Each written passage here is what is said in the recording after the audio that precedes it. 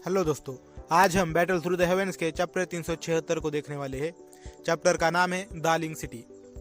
दालिंग शहर जियामा साम्राज्य के उत्तरी पश्चिमी क्षेत्र में स्थित था। इसका आकार राजधानी जैसे बड़े शहरों की तुलना में नहीं हो सकता, लेकिन वुटेन सिटी की तुलना में यह अभी भी काफी बड़ा था। इसके अलावा यह जादुई जानवर पर्वत श्रृंखला से सटा हुआ था, जिससे साम्राज्य के लगभग आधे हिस्से को कवर किया था। इसलिए अनगिनत जोखिम लेने वाले और व्यापारिक समूह आए और गए, जिससे शहर को मानव यातायात की कभी खत्म न होने वाला प्रवाह मिला। दालिंग सिटी के उत्तरी शहर के द्वार पर शहर से जाने वाले मानव प्रवाह ने शहर के द्वार को लगभग बंद कर दिया था। अलग अलग लाइनअप वाले भाड़े के सैनिकों के छोटे समूह इस बिंदु से बार बार प्रवेश कर रहे थे और बाहर निकल रहे थे, ठीक वैसे ही जैसे चींटियां अपने घर जा रही हो। कभी कभी ऐसे सैनिक होते थे जो जंगल से बाहर भागते हुए एक जादू जानवर की लाश और पीछे धूल के झोंके को ले जाने के लिए घोड़े की गाड़ी का इस्तेमाल करते थे। यह आसपास के लोगों से कई ईर्ष्यालु निगाहें को आकर्षित करता है। जादुई जानवर पर्वत श्रृंखला के भीतर संतोषजनक शिकार को मारना कोई आसान बात नहीं थी। हम वास्तव में बदकिस्मत थे। एक टियर 2 मैजिकल बीस्ट को मारने के लिए 2 भाइयों को खो दिया। अंत में यह खजाने के बिना एक चट्टान का अंडा है। जंगल के प्रवेश द्वार से बाहर निकलते ही खून से लथपथ 7 बड़े आदमी शापित हो गए। उनके पीछे घोड़े की गाड़ी के फ्रेम पर एक जादुई जानवर की बड़ी लाश पड़ी थी। लाश का सिर खुला हुआ था और सबसे कीमती वस्तु के बिना केवल मस्तिष्क, ताजा खून और कुछ अन्य चीजें थी। राक्षस कोर। उनकी बातचीत में दिखाई देने वाले भाड़े के शब्दजाल से राक्षस कोर के बिना इस तरह के जादुई जानवर को खजाने के बिना चट्टान का अंडा कहा जाता था। अगर इस लानत के भीतर रैंक 2 मॉन्स्टर कोर होता तो हम नीलामी घर से high Huang level Q method खरीदने के लिए पर्याप्त पैसा एक साथ रखने में सक्षम होते। एक बड़े आदमी के बात करते करते उसका चेहरा नाराजगी से भर गया। उच्च हुआंग स्तर। उन प्रकार की क्यू विधियों के लिए 1,10,000 सोने के सिक्कों की आवश्यकता होगी। यह खून चूसने वाले भूत की तरह है। नेता प्रतीत होने वाले एक व्यक्ति ने अपनी लार थूंक दी और डांटा। मिस्टिक क्लाउड संप्रदाय ने एक वंचित आदेश जारी किया है। जो कोई भी सुराग प्रदान करने में सक्षम है वह जवान क्लास क्यू विधि प्राप्त करने में सक्षम होगा। उन्हें मिस्टिक क्लाउड संप्रदाय में स्वीकार किए जाने का मौका भी दिया जा सकता है। हम जा सकते हैं और अपनी किस्मत आजमा सकते हैं। इस तरह हमें क्यू मेथड को खरीदने के लिए पैसे के बदले चीजों का आदान प्रदान करने के लिए अपना जीवन बर्बाद नहीं करना पड़ेगा। एक दुबले पतले आदमी ने अपने चेहरे से खून के निशान मिटाए और हंसते हुए बोला। जब उन्होंने जुआन क्लास क्यू पद्धति का उल्लेख किया तो एक लालच जिसे छुपाना मुश्किल था उसकी आंखों में दिख गया। पतला बंदर, इतनी सारी महिलाओं के साथ रहकर क्या तुम मूर्ख हो गए हो? वह आदमी जो नेता लग रहा था उसकी ओर ठिठक गया। उसने अपने होठों को थपथपाया और कहा, मुझे यह मत बताओ कि तुम उस व्यक्ति को नहीं जानते जिसका मिस्टिक क्लाउड संप्रदाय पीछा कर रहा है। जियोयान, वह रहस्यमय व्यक्ति जो अल्केमिस्ट ग्रैंड मीटिंग का चैंपियन बना। वह एक भयावह व्यक्ति भी है जिसने 2 बार मिस्टिक क्लाउड संप्रदाय में आरोप लगाया। यूलेंग को मार डाला जो डू वांग वर्ग का था, और यूशान डूजोंग वर्ग का है के हाथों से बचकर निकलने में सफल रहा। क्या आपको लगता है कि वह उस तरह का व्यक्ति है जिसे हम जैसे लोग ठेस पहुंचा सकते हैं? अरे, मैं इसे केवल एक मजाक के रूप में कह रहा हूँ। हमारे लिए उस तरह के व्यक्ति से मिलना कैसे संभव है? पतला आदमी अजीब तरह से हंसा और उसने कहा, हालांकि मैंने सुना है कि मिस्टिक क्लाउड संप्रदाय ने पूरे साम्राज्य में यह वांछित आदेश पहले ही जारी कर दिया है। इस तरह की आकर्षक स्थिति वास्तव में लोगों की दिलचस्पी जगाएगी। मुझे लगता है कि अगर जियोयान मिस्टिक क्लाउड संप्रदाय से बच भी गया तो उसे जियामा साम्राज्य के भीतर आधा इंच भी आगे बढ़ने में कठिनाई होगी। क्या इस मामले का हमारे साथ थोड़ा सा भी संबंध है? पूरे दिन केवल दिवा स्वप्न न देखे। यहाँ तक कि अगर आप उससे मिल भी जाते हैं तो मुझे यह न बताए कि आप उस टूटे हुए चाकू का इस्तेमाल उसे रोकने के लिए कर सकते हैं। समूह का नेतृत्व करने वाला व्यक्ति क्षण से हंसा। घबराओ मत, जल्दी करो और दिन के लिए आराम करने के लिए शहर वापस जाओ। कल हमें अभी भी अपने जीवन को जारी रखने की आवश्यकता है, अन्यथा हमारे वर्तमान मध्य हुआंग क्यू पद्धति के साथ हम डूशी वर्ग में प्रवेश करने से पहले कब होंगे? जैसे ही समूह के नेता ने डांटा, खून के धब्बे वाले पुरुष केवल नाखुश होकर बड़बड़ा सकते थे और सिटी गेट की ओर होकर खाने लगे। पुरुषों के समूह के चले जाने के बाद एक मानव आकृति जो पूरी तरह से एक काले वस्त्र से ढकी हुई थी, अचानक जंगल से धीरे धीरे बाहर निकली। उसकी निगाह उसके सामने आ गई। तुरंत उसने अपना सिर थोड़ा नीचे कर लिया, जिससे उसके रुपेंग की छाया उसके लगभग आधे चेहरे को ढक ले। क्या उन्होंने मुझे पूरे देश में खोजना शुरू कर दिया है? यूशान वास्तव में पैसे निकालने के लिए तैयार है? काला वस्त्र वाला व्यक्ति ठंड से हंसा। उसने अपना सिर थोड़ा ऊपर उठाया और उसके नीचे का आधा नाजुक और सुंदर चेहरा प्रकट किया। परिचित रूपरेखा को देखकर यह आश्चर्यजनक रूप से जियोयान था, जो मिस्टेक क्लाउड संप्रदाय से बच गया था। जिस दिन से यून ने जियोयान को जाने की अनुमति दी थी, उसने उस नक्शे पर भरोसा किया था जो याफी ने उसे एक लंबा चक्कर लगाने के लिए दिया था और जंगल में ट्रैकिंग करते हुए लगभग 10 दिन बिताए थे, ताकि उन लोगों को पूरी तरह से हिला दिया जा सके जो वहां टिके रहे, उसका पीछा करते हुए। उसके बाद उन्होंने नक्शे का अनुसरण करने और जादुई पर्वत श्रृंखला के माध्यम से जियामा साम्राज्य के उत्तर पश्चिमी सीमा तक चलने से पहले एक दिन आराम किया। जियामा साम्राज्य की उत्तर पश्चिमी सीमा के निकट स्थित इस दालिंग शहर में पहुंचने से पहले उन्होंने अपनी यात्रा में जल्दबाजी करते हुए 1 और 7 दिन बिताए। एक संदर्भ के रूप में मानचित्र का उपयोग करते हुए जब तक वह इस दालिंग शहर से होकर गुजरता और कुछ अन्य चौकियों से होकर वह आसानी से जियामा साम्राज्य की सीमा पर पहुंच जाता है। जब वह समय आया तो उसे केवल जियामा साम्राज्य को छोड़ना था और मिस्टिक क्लाउड संप्रदाय द्वारा वांछित आदेश पूरी तरह से अप्रभावी हो जाएगा। मिस्टिक क्लाउड संप्रदाय का अभी भी देश के बाहर कुछ निवारण प्रभाव हो सकता है, लेकिन यह जियामा साम्राज्य के भीतर प्राप्त प्रतिष्ठा की तुलना में बहुत कम था। स्वाभाविक रूप से अन्य गुट किसी भी संप्रदाय के वांछित आदेशों से परेशान नहीं होंगे। इन वर्षों के दौरान मिस्टिक क्लाउड संप्रदाय जियामा साम्राज्य के भीतर मजबूती से जकड़ा हुआ था और साम्राज्य के बाहर से गुटों को खत्म करने की पूरी कोशिश की। इसलिए इसका परिणाम यह हुआ कि मिस्टिक क्लाउड संप्रदाय साम्राज्य के बाहर प्रसिद्ध नहीं था। लगभग 1 महीने के दौरान, जिसमें जियोयान ने जादुई जानवर पर्वत श्रृंखला के माध्यम से जल्दबाजी की, उसे भी बड़ी कठिनाई का सामना करना पड़ा था। यद्यपि स्वर्ग निगलने वाले अजगर की उपस्थिति के परिणाम स्वरूप साधारण जादुई जानवर उसे रोकने के लिए आगे आने की हिम्मत नहीं कर रहे थे। जादुई जानवर पर्वत श्रृंखला इतनी विशाल थी, स्वाभाविक रूप से भयानक ताकत वाले कुछ अद्वितीय जानवरों की कमी नहीं थी। अन्य जादुई जानवर स्वर्ग निकलने वाले अजगर से डर सकते हैं, लेकिन वे नहीं थे। इसीलिए मिस्टिक क्लाउड संप्रदाय से पहले ही बच निकलने के बावजूद यात्रा के दौरान जियोयान का अभी भी पीछा किया जा रहा था।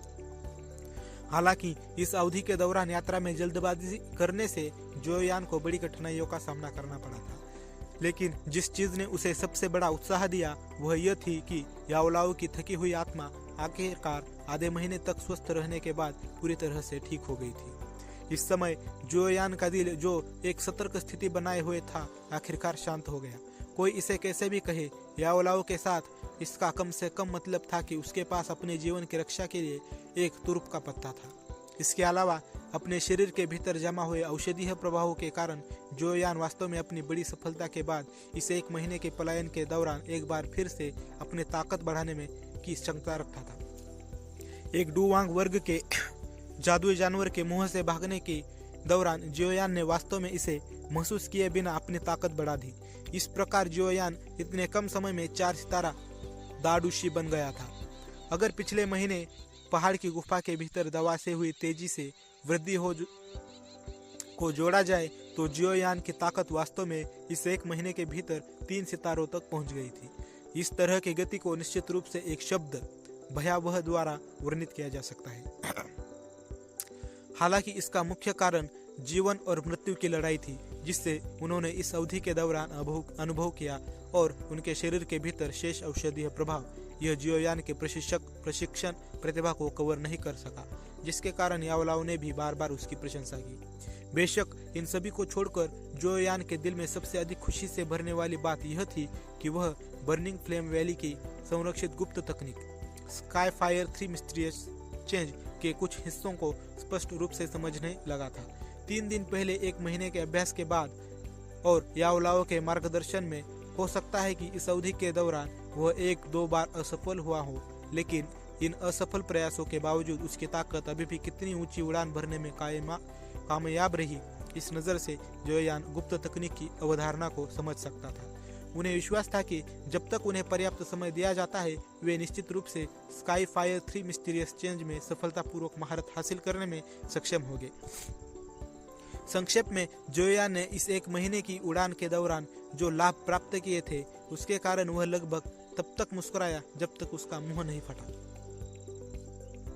ही जैसा कि उसने पिछले महीने में अपने लाभ के बारे में सोचा, वह हंसी का विरोध नहीं कर सका। अजीब नजरों को अनदेखा कर रहा था जो उसके बगल में अन्य लोगों ने गोली मार दी थी। उसने डोपेंग को थोड़ा नीचे खींचा और अपना पूरा चेहरा अंधेरी छाया में छिपा लिया। उसकी निगाहों ने शहर के प्रवेश द्वार को कुछ ही दूरी पर देखा, जहां धीरे धीरे चलने से पहले लोग आ जा रहे थे। वह जिस स्थिति में था, उसे देखते हुए जल्द से जल्द जियामा साम्राज्य को छोड़ना बेहतर था। वर्तमान जोयान के पास अपनी वर्तमान ताकत के साथ उन ऋणों को चुकाने की योग्यता नहीं थी। हालांकि गनीमत रही कि उसे कोई जल्दी नहीं थी। ऐसा इसीलिए था क्योंकि वह जानता था कि उसका सबसे बड़ा फायदा यह था कि वह छोटा था और उसके पास खर्च करने के लिए काफी समय था। जियोयान शहर के गेट के करीब चला गया और लाइन के पीछे कतार में खड़ा हो गया। जैसे ही उसकी निगाह शहर के फाटक पर लगे एक सफेद कागज पर टिकी, उसकी निगाहें उसके चारों ओर फैल गई। उस समय श्वेत पत्र पर 2 पूरी तरह से अलग अलग चेहरे खींचे गए थे। जियोयान की निगाह उस पर पड़ी और उसने महसूस किया कि 2 चेहरों में से एक उसकी वर्तमान उपस्थिति थी, जबकि दूसरा वास्तव में यान जियो की उपस्थिति थी। वह पहचान जिसे उसने अल्केमिस्ट ग्रैंड मीटिंग में भाग लेने के लिए इस्तेमाल किया था। स्पष्ट रूप से यह एक योजना बनाई गई थी, क्योंकि मिस्टिक क्लाउड संप्रदाय को डर था कि जियोयान एक बार फिर यान जियो की पहचान का उपयोग करेगा और जियामा साम्राज्य से भागने का अवसर लेगा। यूशान ने मुझे पकड़ने के लिए काफी मेहनत की है। जोयान ठंड से हंसा। उसकी निगाह शहर के फाटक पर पड़ी और महसूस किया कि शहर की रखवाली करने वाले सैनिक वास्तव में रास्ते में शहर में प्रवेश करने वालों की पहचान की जांच कर रहे थे। प्रत्येक व्यक्ति के प्रवेश करने से पहले 2 सैनिक एक चित्र धारण करते थे और उन्हें प्रवेश करने से पहले काफी देर तक अपनी उपस्थिति से इसकी तुलना करते थे। क्या जियामा एम्पायर इंपीरियल परिवार चुपचाप मिस्टिक क्लाउड संप्रदाय की मदद कर रहा है? जोयान ने बुदबुदाते हुए थोड़ा मुंह फेर लिया। जियाजिंग तियान के षड्यंत्रकारी दिमाग के साथ उसे पता होना चाहिए कि वह जियामा साम्राज्य के शाही परिवार के लिए किस तरह का दुश्मन पैदा करेगा। अगर वह इस समय मेरे खिलाफ हो गया तो मुझे बच जाना चाहिए। इसके अलावा जियामा साम्राज्य का शाही परिवार और मिस्टिक क्लाउड संप्रदाय एक दूसरे के साथ बहुत दोस्ताना नहीं है। लालच है म्यूसंग। क्या वह सिर्फ सिटी गार्ड नहीं है, वह वास्तव में यह अभिमानी है। क्या वह सोचता है कि दार्लिंग सिटी में अंतिम फैसला उसी का है? वह कैसे नहीं डरता है कि अगर वह वास्तव में जोयान से मिलता है तो बाद वाला उसे उसके शासक के साथ मौत के घाट उतार देगा। जिस क्षण जोयान को कुछ संदेह हुआ, एक आदमी जो उसके सामने लंबे समय से इंतजार कर रहा था, अचानक एक अधीर चेहरे से शाप दिया, इतना जोर मत बनो। हालांकि जोयान के लिए वांछित आदेश जियामा साम्राज्य के शाही परिवार से संबंधित नहीं है। म्यूसांग वह है जो मिस्टिक क्लाउड संप्रदाय से आया है। चूंकि उन्हें संप्रदाय से वांछित आदेश प्राप्त हुआ है, इसलिए उन्हें स्वाभाविक रूप से सार्वजनिक कार्य करने और अच्छा प्रदर्शन करने की आड़ में अपने स्वयं के हित को प्राथमिकता देने की आवश्यकता है। एक आदमी जो उसका साथी लग रहा था, उसने झट से उसे पकड़ लिया और फुसफुसाया। दूसरों को धमकाने के लिए दूसरों के प्रभाव का उपयोग करना। उस आदमी ने मुंह में लार थूकनी और दुखी होकर शाप दिया। हालांकि उन्होंने अपना मुंह नहीं खोला और गालियां दी, जैसा कि उन्होंने एक पल पहले किया था। जाहिर है म्यूसांग नाम के व्यक्ति ने अभी भी उसे कुछ डर दिया था। यह वास्तव में कोई था जो मिस्टिक क्लाउड संप्रदाय से आया था। जोयान ने दोनों के बीच की बातचीत को अपने कानों में समा लिया। तभी उसे अचानक होश आया। मिस्टिक क्लाउड संप्रदाय के शिष्य पूरे जियामा साम्राज्य में फैले हुए थे। अपनी काबिलियत से जियामा साम्राज्य के भीतर आधिकारिक पदों पर आसीन लोगों में उनकी कमी नहीं थी।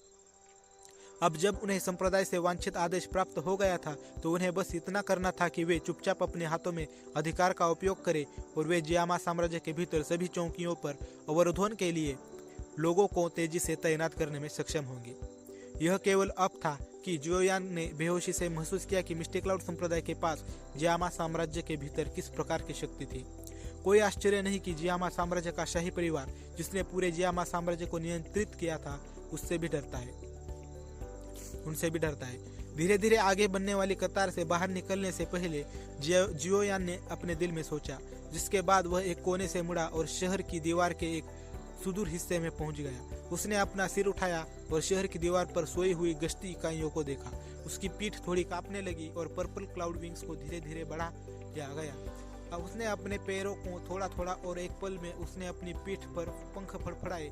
शहर की दीवार पर अपने पैर की उंगलियों को दबाने से पहले उसका शरीर अचानक बढ़ गया और वह एक काली छाया में बदल गया जो बिजली की तरह शहर की दीवार पर चढ़ गया। जिसके बाद गश्त करने वाले सैनिकों के सिर घूमने से पहले वह शहर की दीवार की दूसरी तरफ कूद गया। जियोयान के पैर अभी अभी जमीन को छुए थे जब वह जल्दी से एक इमारत के पीछे की ओर चमका। उसने अपने हाथों को थपथपाया और पर्पल क्लाउड विंग्स को स्टोर किया। तभी वह इत्मीनान से इस शहर में चला गया जो कि जियामा साम्राज्य छोड़ने से पहले उन कुछ शहरों में से एक था जहां से उसे गुजरना पड़ता था।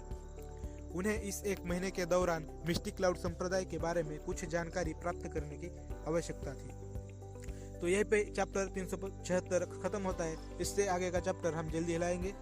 Thank you.